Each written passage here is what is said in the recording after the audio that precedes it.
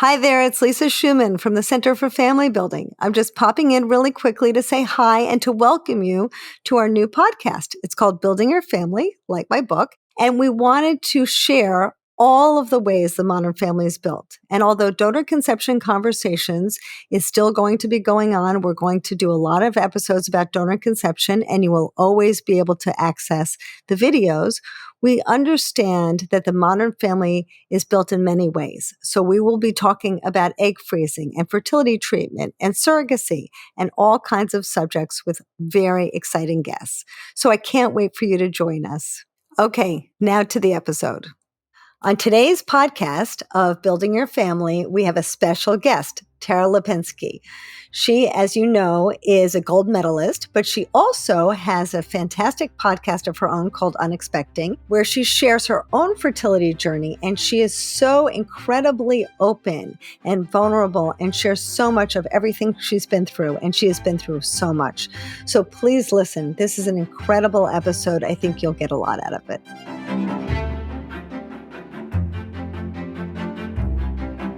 Welcome to Building Your Family. This podcast is about donor conception, surrogacy, fertility treatment, and all the ways the modern family is built. My name is Lisa Schumann. I'm your host.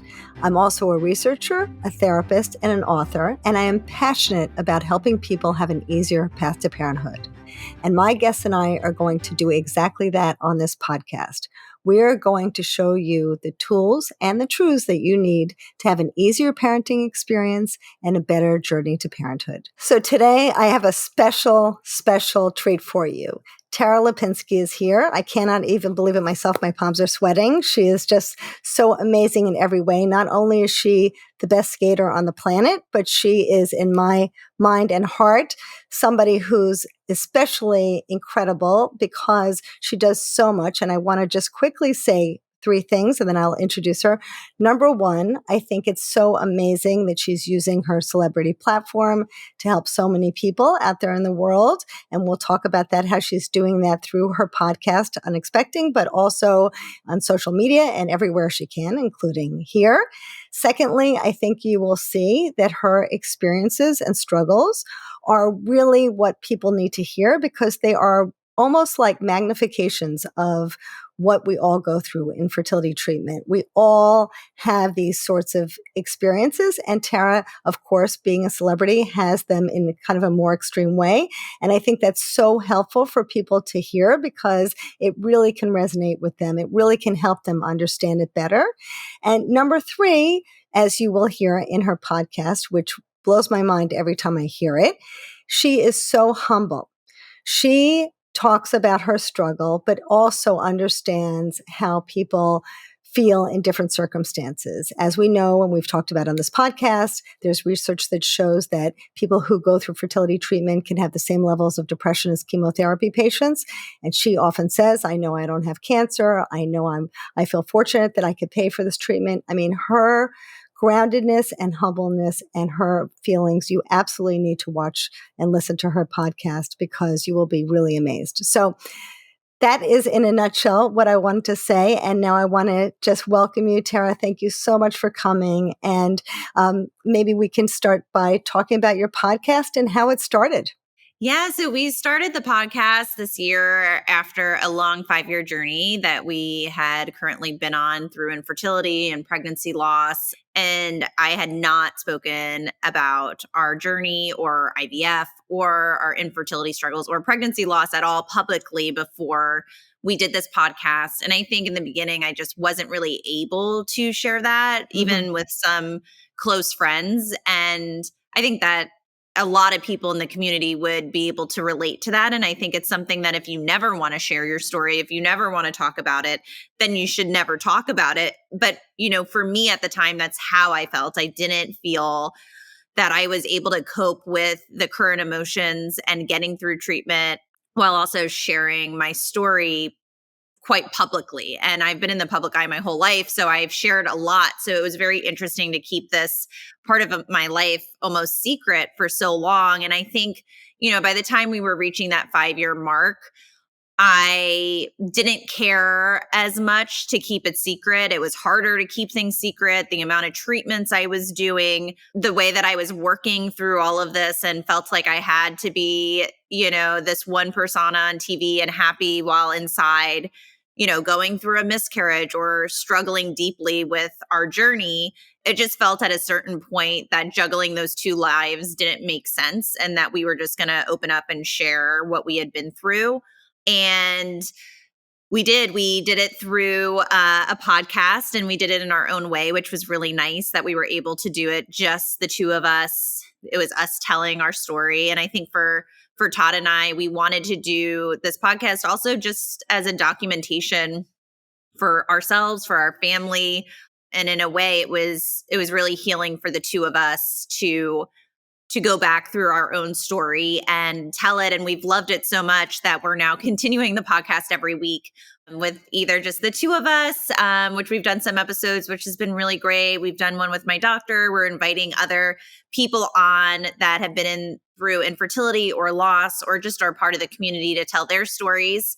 So it's really been one of the more exciting projects that I've personally got to do. And now to be able to do it with my husband is really special, and also one of the most rewarding as I'm able to connect with all of these people in the community and, bond over this shared experience we have. It's amazing. It's amazing. And when you started this with a fake name on social media, right? And I think you said on your podcast, it sounded like, or maybe Todd said, it sounded like a sex worker. I know. Yeah. Storm 2018 was my fake account on Instagram. I think I still have it, but now it's too hard to juggle all of these Instagram handles between the podcast and my own. Right. But that was, a huge resource for me to use and to be able to find people that were going through similar journeys. And even though I wasn't interacting with them because it was just a fake account, I was able to feel connected and feel not so alone. Now it's really nice that I am speaking publicly on it, and to be able to interact with the infertility community and the IVF community has been really, really special. That's amazing. And I think that most people can understand that, because I think a lot of women who are working women who have success at work, and then they meet their partner and they say, okay, I've met Mr. Right. And you also had, your wonderful dog who you love so much. And you felt like there's so many things in your life that are working out. And then all of a sudden you hit this huge roadblock, and your life, Tara, is obviously an exaggeration of that, because, you won a gold medal, which nobody does except for you. And so, of course, it probably feels even more surreal when you have infertility, because how could that happen, right? Everything you've worked so hard and been able to succeed where nobody else on the planet has.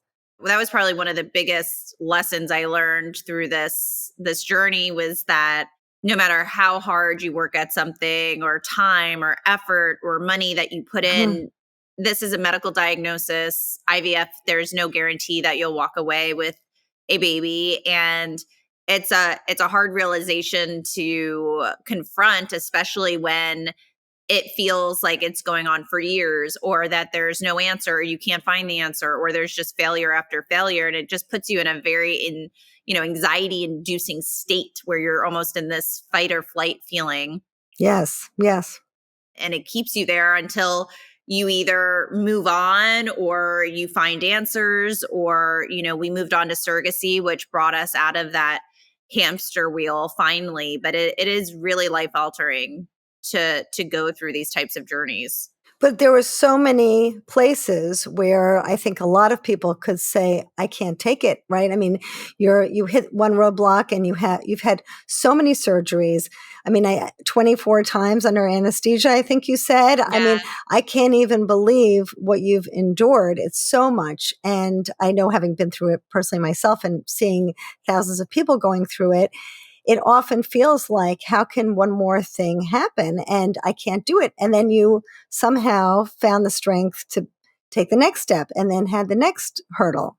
Yeah, it really feels like a cruel joke, and I say this on the podcast because I know that infertility is not the worst thing to happen to anyone. And of course, our journey is not unique to ourselves. There's so many people going through it. But I think any medical diagnosis like infertility can be, I say it all the time, life changing. And for me, 5 years of going through all those surgeries, of going through so many failures, you feel like you are experiencing deja vu in a way that doesn't make sense, because of course there are many people that struggle with infertility or pregnancy loss, but there's also a huge part of the population that gets pregnant easily, and you see everyone around you getting pregnant, Yes. having babies and successful pregnancies, and you feel like somehow specifically you were chosen to walk through this horrific nightmare. And when you have one failure, you think, okay, well, the next time maybe we'll be on the right side. And then when it just starts happening for consecutive years,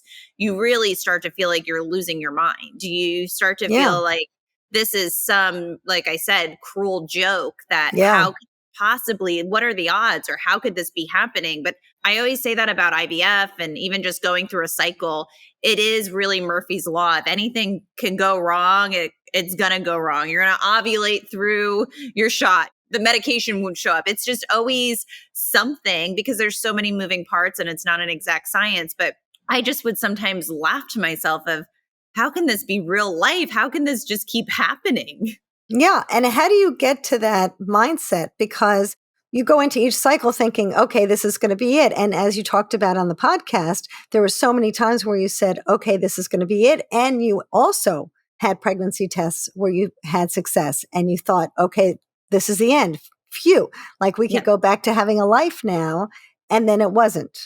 That is the hardest part. That's probably for me the most triggering, traumatizing part of it all, is getting positive, being pregnant 4 times and going through the stages where people would see a positive pregnancy test and know that something worked and be excited and move on to a successful pregnancy. I never got to that point because it soon would, not be successful. And then I would have to go through this limbo of weeks or months of waiting for final answers that this pregnancy was not going to be successful, and that we would move on to a D&C, and then recovering from that and waiting for your beta to go back down to 0 to even begin again. And just feeling like you're starting at square one. I always say I was on it was the worst game of chutes and ladders. Like I just kept, going up to come right back down to start over again. And you mentioned this in the podcast, so I'm assuming we can talk about this now. It's so much worse, Tara, because, and I've had this experience myself, when you're pregnant and then the pregnancy is not viable, and then you're sitting in a situation where you have to be pregnant, but you can't have that baby. I mean, it's just so heartbreaking. It's just such a unique type of pain. I really think that people that don't experience it, they can try to understand, but it really is hard to explain the type of pain that accompanies a pregnancy that starts off with a positive pregnancy test. And then you're told that at some point this will no longer be. And whether it's a D&C or you're taking a pill to start the process of ridding that pregnancy, it just seems so unnatural and deeply upsetting emotionally, where I just would feel like I was walking through this fog of not really understanding what my life was at that moment. And then to face the fact of the fears you have of what's next on top of already the sadness of losing a pregnancy, it's just really overwhelming. In this world of infertility and pregnancy loss, people don't really talk about it that often. It's not open conversation. So a lot of it you keep to yourself, or a lot of it, I feel like at times you diminish your own pain because you think, oh, a lot of women have miscarriages or this just happens. But it really is a loss, and there's so much grief and anger and sadness that go along with it. So much. And I think, it's really amazing that you talked about that, because I think that's an experience that a lot of people don't talk about, because it's so excruciating to feel like I'm pregnant and this is what I want But at the same time, I want it to end so I can move forward because it's just so painful to be in this like limbo. How long can you stay in that limbo? It's just, torture, right? It's awful. And especially, if you're continuing medication, you know that you're continuing medication for no reason, but No it's just reason. to reach these protocols that, of course, you're never not going to do, just to confirm. But you're going through weeks of knowing and feeling like something's in you and growing or not growing for some people. But for me, the gestational sac would always continue to grow. And it always felt like something was just that you thought was meant to be is clearly not going to come to fruition. So there is this feeling of just wanting to start over and to have closure. And I talked about that in the podcast. I would Yeah. look forward to the DNC day because Yes. the 2 weeks prior of being in limbo was awful. And there's, emotions that come along with the DNC or however you're losing the pregnancy. But for me, there would almost be relief of getting out of this uncertain space and period of time. It's so painful. It's so painful. And then when you start over, you have to start over and you're glad to start over, but you still have this pain inside of you. And like you said, you have like PTSD now, right? So now you're moving on to the next cycle and you still have this pain inside of you and you still have the loss and you still have the grief and you still have the people who maybe got pregnant when you were starting your journey and they have their 1-year-old baby and and how do you just continue to go on? I mean, and at the same time, Tara, you and Todd so bravely talked about your differences of opinion and how it's very typical that men and women experience this differently. So you have that going on at the same time, and you guys were amazing in communicating and really trying to get to a better place together. Yeah, because, it's hard to always have the same opinion about something, especially as emotionally charged as this. And whether it's IVF failures or starting cycles or, making big decisions or pregnancy loss. And, for a while, Todd and I weren't on the same page. And I really wanted just to keep going and get to that finish line. And he felt that his life for 5 years was so turned upside down that he wasn't even sure he wanted children anymore. And I think that it really is hard on relationships, on couples to navigate all of these feelings and to also explain feelings that you don't even understand yourself. I'm sure he was Mm-hmm. probably so lost at how to really support me during my first miscarriage when I didn't even understand what these feelings were. I didn't even know how to process them. And then he's watching the whole journey from his perspective and probably doesn't even know what's coming next or how to support me or it really is difficult to go through whatever infertility journey you have, and especially if it's a prolonged one as a couple because it's just natural to have different opinions or feelings on things.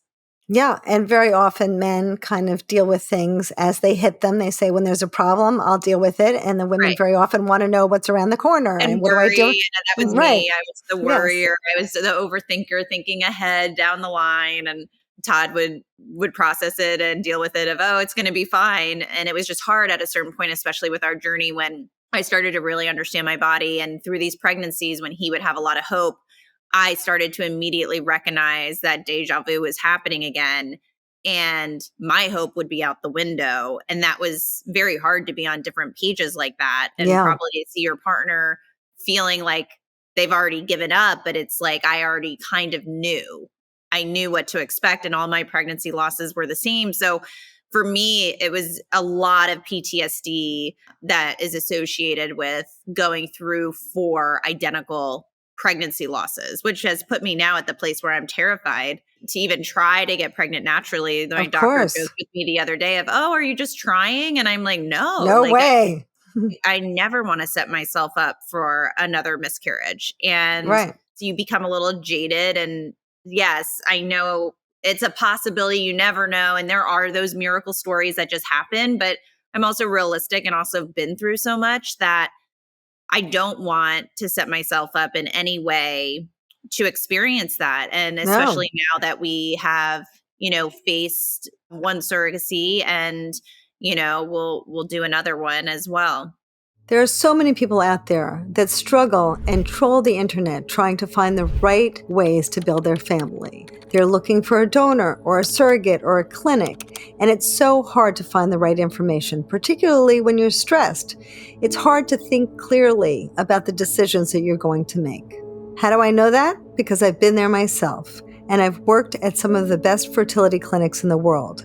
And through my experience and seeing thousands of patients, I've learned how to cut through the noise and give patients the answers they need to their most pressing issues.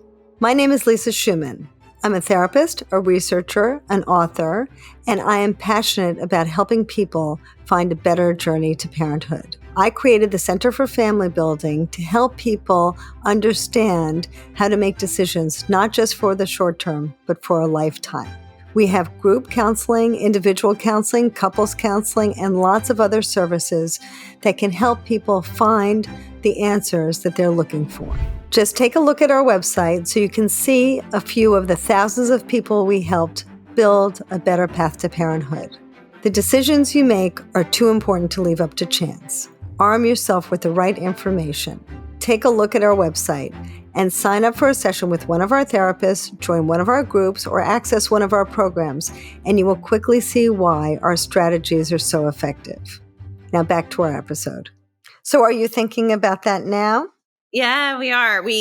For me, again, and I always say this because now I have Georgie, I have our daughter, and she's so beautiful, Tara. Oh my gosh. I'm looking at her pictures on Instagram. I can't stop looking at that gorgeous little face. She's such a smiley little cutie. Yes, but, I do feel like I identify more as the person from the last 5 years. So when I see my daughter, I'm so, so grateful, but it never is lost on me of all the people that are currently still in the struggle and in the battles of infertility and IVF and pregnancy loss, that I feel deeply for them and hope that they find a path like we did, or at least find peace or know what their next step in the journey is. Maybe it is leaving IVF or leaving the journey to move on to a child-free life. And that doesn't mean that that's not a success story in itself and what you've learned throughout the process to know how to take care of yourself. But as I move into this second journey,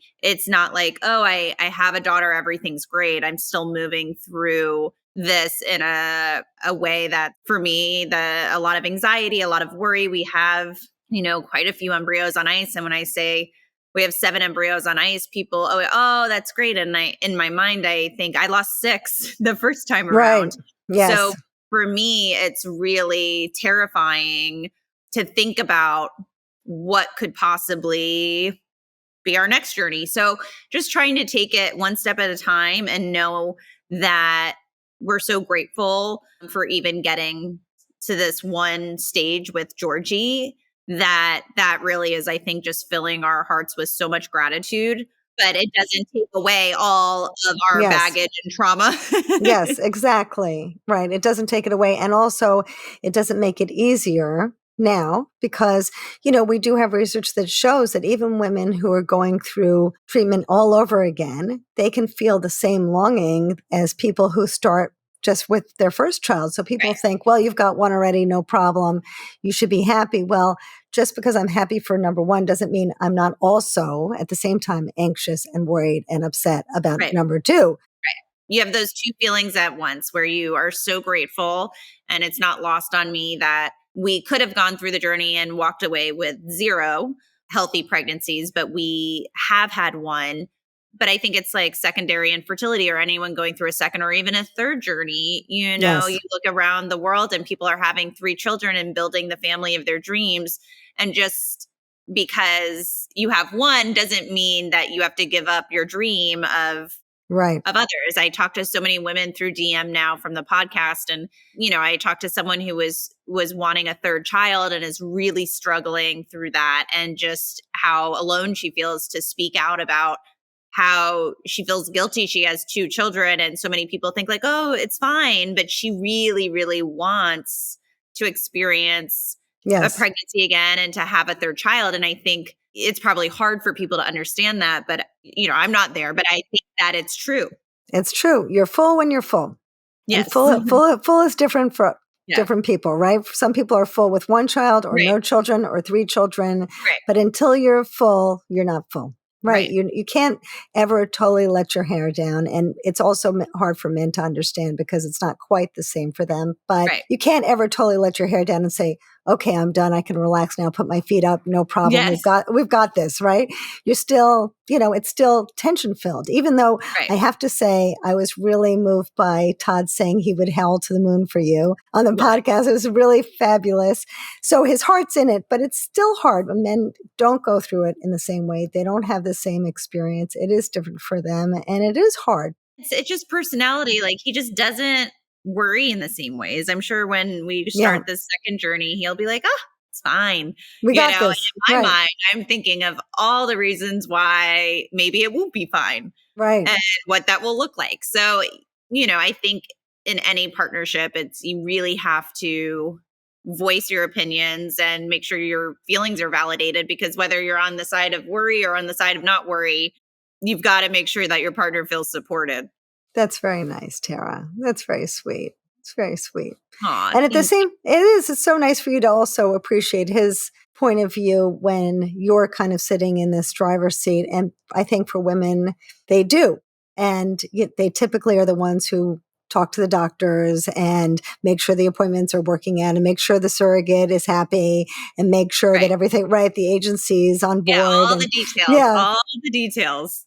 And it's hard not to, and especially if you're the one going through treatment, you're the one that's getting scanned constantly, you're the one that's going in for appointments, and there's just a lot more to do. You're the one that's getting the shots.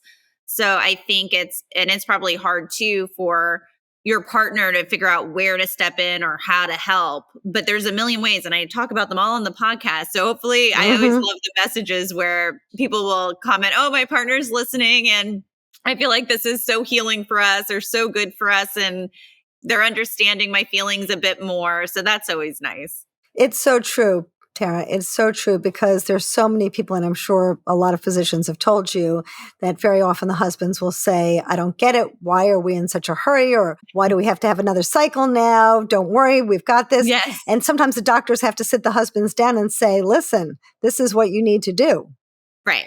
And I think, for me, time was always of the essence because we were starting later in life. And thank goodness we started when we did, because we went through so many unexpected, why we named it Unexpecting, but so many unexpected times and obstacles and failures that if we didn't start then, I don't know where we would have been now. I say this, in the podcast as well, as women's reproductive health isn't talked about enough.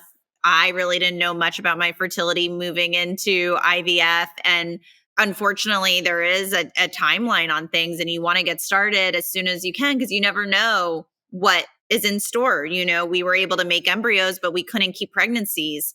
So then we have to kind of start over and make more embryos. And all of these things take time and energy. And all of a sudden a cycle's canceled for whatever reason, or it starts late. And I just always remember thinking, wow, IVF, you think, oh, I could do 12 retrievals a year and 12 transfers, and you really can. And especially if you had a miscarriage, that could throw you back 6, 7, 8 months. Yes. So time really gets eaten up. And things come up, like you talked about discovering the endometriosis. You thought it was from the ice skating accidents, right? That was unbelievable. Yes. I had no idea. I struggled with this. We joke about it being butt zinging pain, but I didn't really have any other traditional endometriosis pain or heavy cycles, cramping. So I never connected my pain to endo, and I just dealt with the pain that I had. And finally through IVF, it was discovered that I had, pretty bad endometriosis, and that had to be taken care of. I had to do 2 surgeries for that. I probably need one now because of all the treatment I've done since then. But it's incredible that for a woman with endometriosis, it takes almost 10 years to get a diagnosis, which, again, if you're looking at your fertility years, 10 years is a long time to take out of that time frame. So you want to make sure that you're on top of all of these things. Right. And so you're trying to let people know that this is so important. People really need to get on it. Even if their partners are saying, don't worry, we'll be fine. It's really important to get on it. It really is. I think that obviously everyone has a different timeline, but the sooner you know what you're working with, the better. Obviously, Yeah. like I said, it's not even just about the IVF process. It's also, from my experience, finding out if you could carry a pregnancy, because I could have gone through my retrievals and then waited. And if I had started it much later, I wouldn't have known that I had issues carrying a pregnancy. Right. And do you mind telling us a little bit about that, telling everyone a little bit about your surrogacy journey?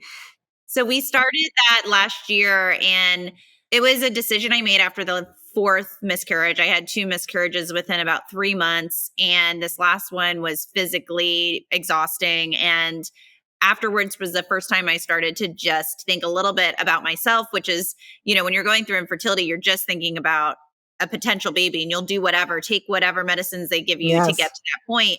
But this one was physically taxing on me, and I was bleeding for quite a while, which then I didn't realize I was anemic. And Oh, that was why I was feeling so we, unbelievably fatigued. But I'm almost glad it happened, because it was the first time where I started to think about my own health and realize, oh, I could just keep pushing and doing this, but let's hope, I'm not doing anything to my body while trying to do this. And it just opened my mind a little bit to, I was so hell bent on trying to get myself to a live birth through a successful pregnancy so that I could experience pregnancy for 9 months.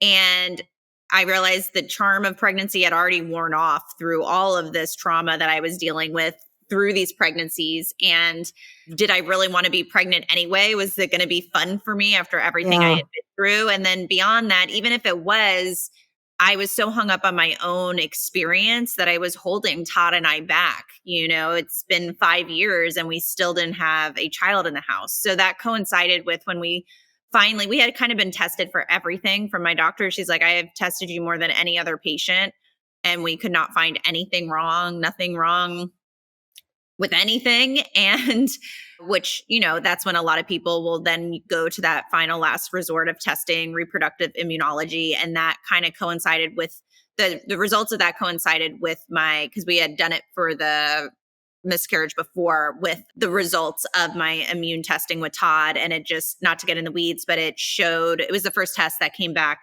with, alarming results of Todd and I's genetics were just incompatible. And that can happen with many people, but some Mm-hmm. people's immune systems won't react in the same way. But unfortunately, my immune system would fight these pregnancies when it would recognize my DNA in the embryo, but not my husband's. And looking back now, I would get rashes during every pregnancy. So there's Wow. a lot of things you could do when talking. We worked with Dr. Vidali to get these results. And, there is immune Therapies. therapies, medicine you can take, IVIG. But again, I Mm-hmm. just got to the point where we were already 5 years in. My body was sort of slowing down, and taking on IVIG, which, It's a big is undertaking. Yes. it's very common and people use it and it's a safe method. But to me, it was a big decision to make. It is obviously you're doing blood product Yes. infusions of thousands and thousands of people. And I just felt like, as safe as it could be, it would still take a toll on my body. And I was just ready to move forward with surrogacy. And my biggest worry at that point really wasn't pregnancy anymore. It was just not losing any more embryos. I just knew that surrogacy was going to be the way for us to go. And did you, through the surrogacy journey, because a lot of people have this experience, feel nervous about your surrogate? Because now every step on the way, Tara, you're like losing more control over this process, right? From the beginning of not getting pregnant on your own, to not getting pregnant in the lab, to it not working out, to not keeping the pregnancy, and now somebody else is carrying your baby. Did it make you feel more out of control? Were you feeling more dysregulated, having the Of course, there's a loss of control and worry, but at the same time, I think I just became so focused and scared. It was probably the most scared I had been for a transfer, because it felt like a very defining moment for our journey of, obviously I was losing all of these pregnancies. We had tested embryos. So likely it was definitely not the embryos, but there was just a part of my mind that didn't know what happens now when we put our embryos into a surrogate? And if the same thing were to happen, then we're back at square one. Mm-hmm. We have to figure out what is happening and where could the problem be. So for me, that was kind of the most nerve-wracking part of it, of if the surrogate was going to miscarry in the same way that I did. Mm-hmm. And, I'd love to have been carrying the pregnancy or to be more in control. All of those things really fell to the wayside, and I didn't worry. I just worried about that positive pregnancy test. And in a way, I almost felt relief that it wasn't my body anymore, because it felt like my body clearly couldn't succeed in these areas. And so it almost felt nice to know that, there's a pro that can do this, and that maybe this embryo is going to be so much safer in her than it could ever be in me. Or at least not without going all these extra miles, right? Doing the IVIG and all those other things that you could have been doing. And, it is true. I mean, women go through fertility treatment for years and they don't even get their checkups or go to their gynecologist. They're like, I can't go to one more. I can't even go to the dentist, right? Because no more doctors. So it's certainly understandable that you didn't want to continue with that and that you chose the best and safest route for your baby. But as the pregnancy progressed, were you having any kind of milestones like, this is the 2-month mark or this is the 3-month mark? Yes. I mean, definitely. I think it was just taking it day by day. Obviously, getting the heartbeat was like a huge milestone for us. And that definitely gave me relief. But once you're exposed to the world of infertility and you've done your research and you are part of the community, you know how many things can go wrong. You're no longer in a naive space where many people see a positive pregnancy test and don't get nervous when they show up at their appointments because they think I'm pregnant. No problem. This is my due date and it's just going to happen. I think I knew and saw way too many stories to know that at every week there could be a problem, that something can go wrong. And truthfully, even until she was born, I probably started breathing when my surrogate, Michaela, got hooked up to the heart monitor at the hospital.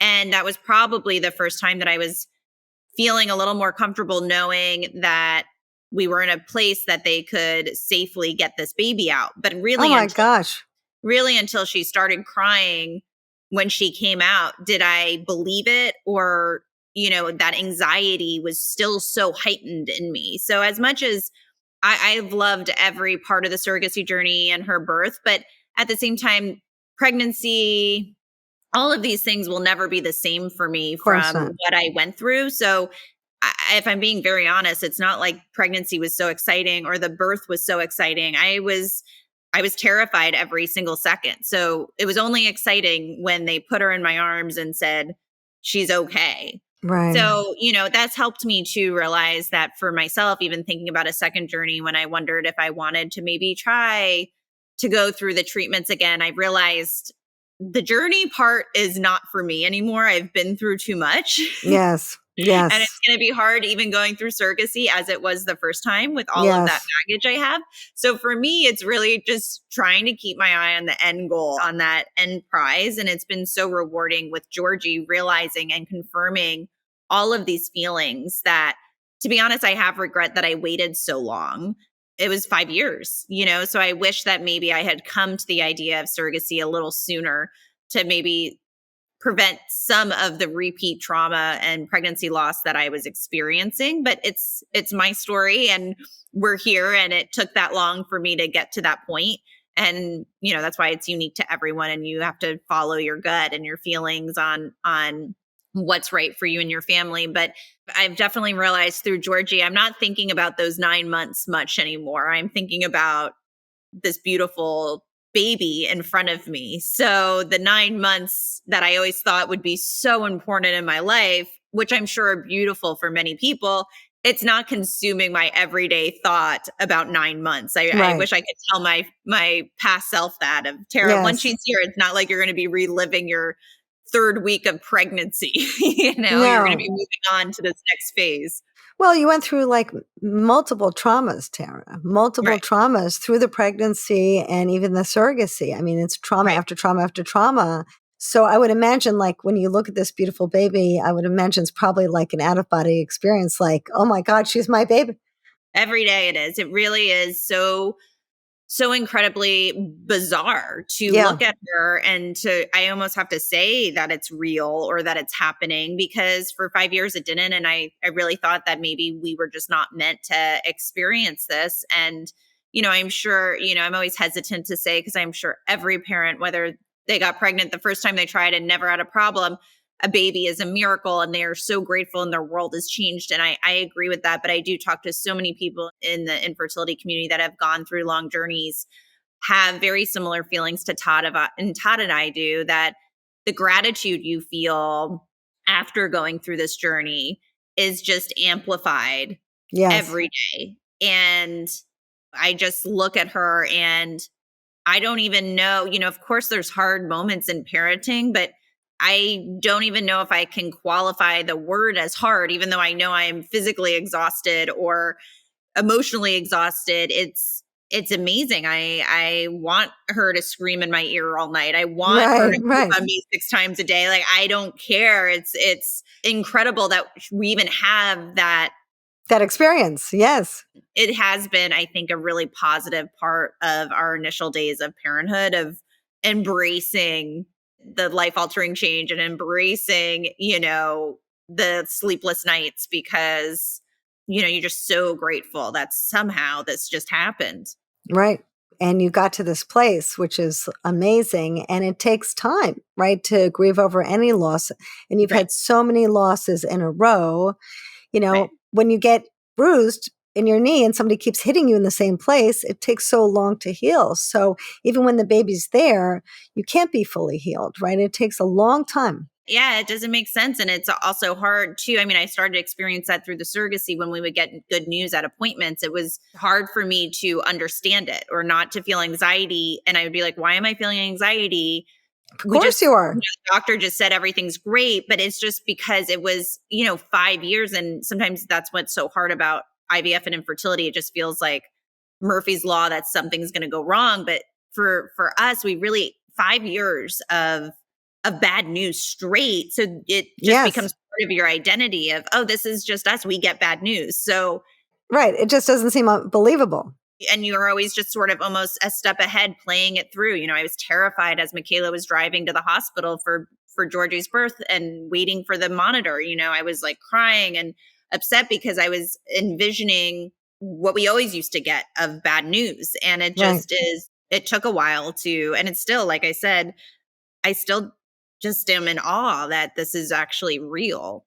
Yeah, it's hard to believe, right? Mhm. It's just hard to believe. And it's hard to even live in that world, right? Because you're probably around other moms who say, oh, yes, I got pregnant by accident on my honeymoon and whatever. And they have right. They have no Right. idea what you've been through. And when you look at your baby, it's so different for you, even though they Yes, love their babies of too. course. You have a different background, right? Yeah, it's just so different. And I would never wish our journey on anyone. And I wish we never went through it, to be honest. But I will say it has helped.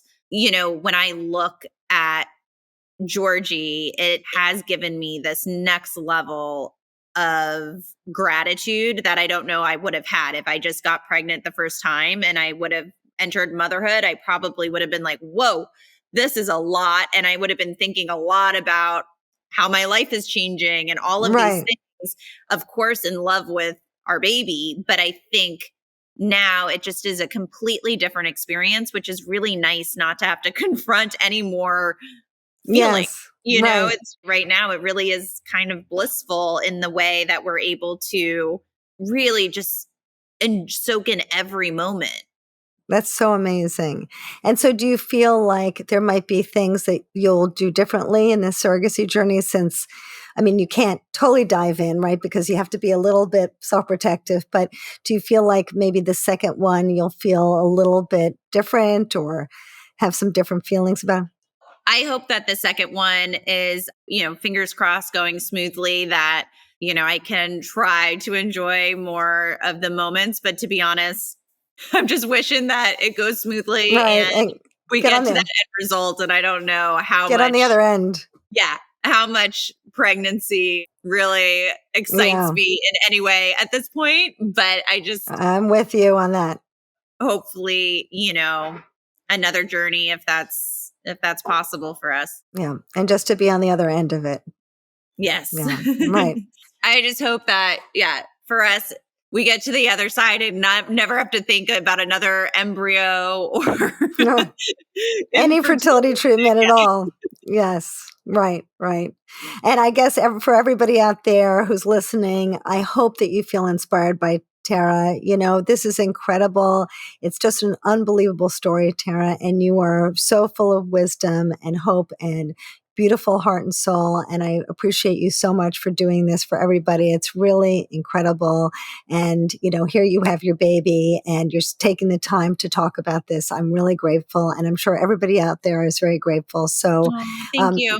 Yes, you are paying it forward a gazillion, trillion times. So, well, yeah, that's something I always want to say is I'm very aware that I was able to continue treatment and to even have the option of surrogacy. So as much as, we are now parents, like I said, I identify and remember exactly what it feels like to be in the midst of these journeys. And I hope that, my work trying to find companies and work with places that will do fertility grants to help other people in the midst of it where they really need these options, whether it's IVF treatments or surrogacy. That's beautiful. That's so nice, Tara. It's really wonderful. Well, thank you so much for joining us. And for all of you out there, can people comment on Instagram or some other podcast platform? Tara Lipinski on Instagram. We also have Unexpecting Pod on Instagram. I'm pretty active on my own Instagram, but on the podcast, Apple, Spotify, you can comment there. We also have our podcast up on YouTube under Tara Lipinski. And a lot of people, I say it on the podcast, to just DM me on Instagram, which has opened up this crazy, amazing community of our podcast where I'm able to be in touch with so many people. But yeah, Todd and I love every week doing this podcast. So it really does feel like, even though it's just the two of us, we feel so connected to everyone watching and we're so appreciative of it. Well, it's wonderful. And for everyone who's out there, besides the fact that it's beautiful and inspiring and incredible, it's also so well done. I mean, it really sucks you in. Step by step is so beautiful. And you open your heart in this podcast in a way that I've just never seen before. It's really amazing. And it really helps people hear this beautiful journey from both of your perspectives and from the perspective of the doctor and all of the treatment. And so I really think that it's engaging in every way. And I hope everyone out there subscribes and listens to it because it's an amazing gift to everyone. So thank you for coming, Tara. Really appreciate it. Hi, it's Lisa Schumann. I hope that you enjoyed that video and I hope it helped you. And if it did, please give us a thumbs up and subscribe because that's how we keep going. It's really important to us. And if you liked it, you might like this one.